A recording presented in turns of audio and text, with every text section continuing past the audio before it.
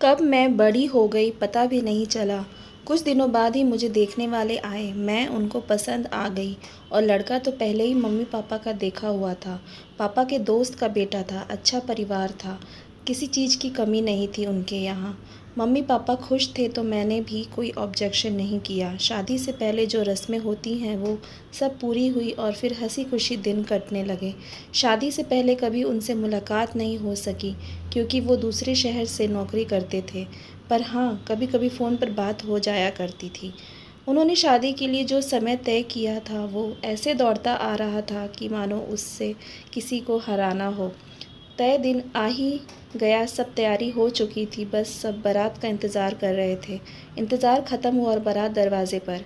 धीरे धीरे शादी की सभी रस्में पूरी हुई और मैं मम्मी पापा और भाई से विदा ले होकर अपने नए घर ससुराल चली।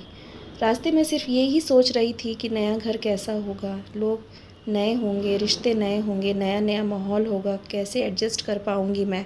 ऐसे ही कई विचार मन में उथल पुथल हो रहे थे कि मेरा नया घर आ गया। बहुत से रिश्तेदार जो हमारा इंतज़ार कर रहे थे, गाड़ी जैसे ही घर के आगे जाकर रुकी, बहुत सी औरतों ने गाड़ी को चारों तरफ से घेर लिया। चाची, ताई, बुआ, मामी, नानी, जेठानी और पता नहीं कौन कौन। थोड़ी सी देर बाद ही हमें गाड़ी से उतरा गया और बहुत सारी रस्में पूरी करवाई गई।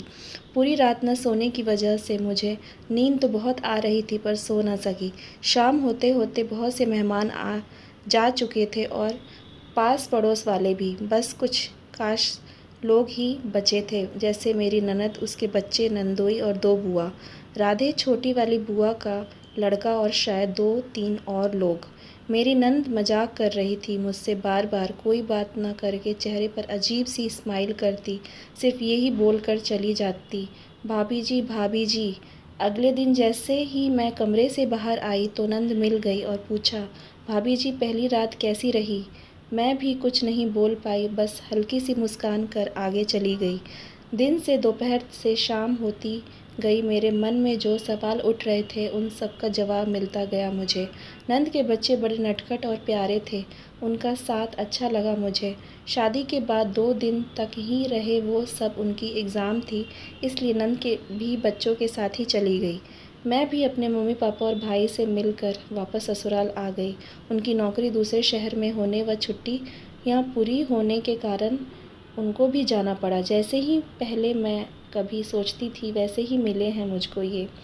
अब घर पर मम्मी पापा और मैं ही रह गए थे। सोचती थी पता नहीं मेरे दिन कैसे कटेंगे यहाँ पर।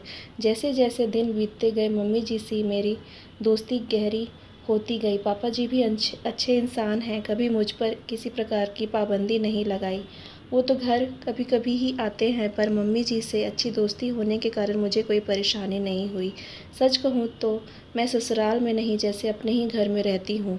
कभी अपने मम्मी पापा और भाई की याद ना आए मुझे, इसका भी पूरा ख्याल रखती है मम्मी जी। बहुत खुश हूँ मैं यहाँ पर।